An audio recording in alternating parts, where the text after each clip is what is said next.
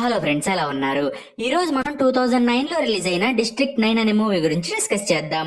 ఈ మూవీ 1982 లో స్టార్ట్ అవుతుంది. ఆ టైంలో ఒక పెద్ద స్పేస్ షిప్ సౌత్ ఆఫ్రికాలో ఉన్న జోహానస్బర్గ్ సిటీకి వస్తుంది.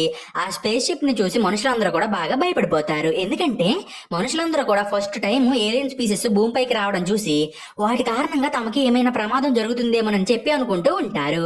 కానీ మనుషులు ఆ ఏలియన్ షిప్ నుండి ఏవైనా ఏలియన్స్ బయటకు వస్తాయేమోనని చెప్పి వెయిట్ చేస్తూ ఉంటారు.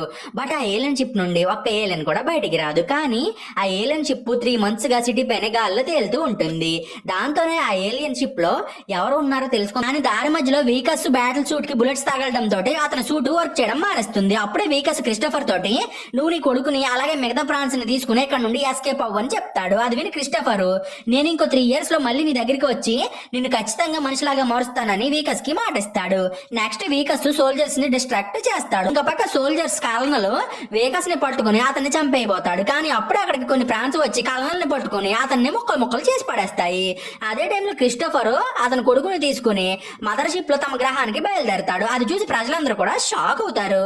ఈ ఇన్సిడెంట్ తర్వాత వీకస్ ఎవరికి కనిపించకుండా కంప్లీట్ గా డిసపియర్ అయిపోతాడు. ఎవరికి కూడా అతను ఎక్కడ ఉన్నాడు అనే విషయం గురించి తెలియదు. అదే టైంలో గవర్నమెంట్ ప్రాన్స్ ని ఒక కొత్త లొకేషన్ కి రీలొకేట్ చేస్తుంది. ప్రస్తుతం ఏలియన్స్ ఉన్న ఏరియాని డిస్ట్రిక్ట్ 10 అని పిలుస్తారు. ఇది జోహానస్బర్గ్ కి 200 kilometers దూరంలో ఉంటుంది.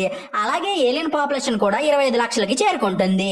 నెక్స్ట్ మనకి వీకస్ వైఫ్ ని చూపిస్తారు. ఆమె ఒక మెటల్ ఫ్లవర్ ని పట్టుకుని నాకు ఈ ఫ్లవర్ ఇంటి డోర్ దగ్గర దొరికిందని చెప్తుంది. అలాగే ఆమె ఈ ఫ్లవర్ వీకస్ తన ఇంటి ముందు పెట్టి ఉంటాడని గట్టిగా బిలీవ్ చేస్తుంది. ఇక ఈ మూవీ లాస్ట్ సీన్ లో మనకి పూర్తిగా ఏలియన్ లాగా ట్రాన్స్ఫార్మ్ అయిన వీకస్ ని చూపిస్తారు. ప్రస్తుతం అతను ఒక జంక్యార్డ్ లో కూర్చుని తన వైఫ్ కోసం మెటల్ ఫ్లవర్ ని తయారు చేస్తూ ఉంటాడు. ఇక్కడతోటి ఈ మూవీ అనేది ఎండ్ అవుతుంది. సో ఈ రోజుకి ఇంత ఫ్రెండ్స్, మీకు కనుక ఎక్స్ప్లెనేషన్ నచ్చితే ఛానల్ సబ్స్క్రైబ్ చేసి గంట సింబల్ని ఆన్లో పెట్టుకోండి.